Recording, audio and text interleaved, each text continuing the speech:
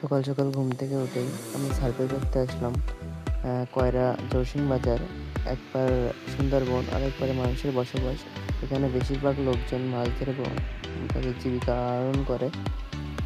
আমরা যখন সার্ভে করছিলাম তখন কয়েকজন আসলো মাছ ধরে সুন্দরবন থেকে, সেটা দেখবো। সার্ভে শেষ করে আমরা ফারুক ভাইয়ের আড়তে পৌঁছে গেলাম মাছ দেখার জন্য।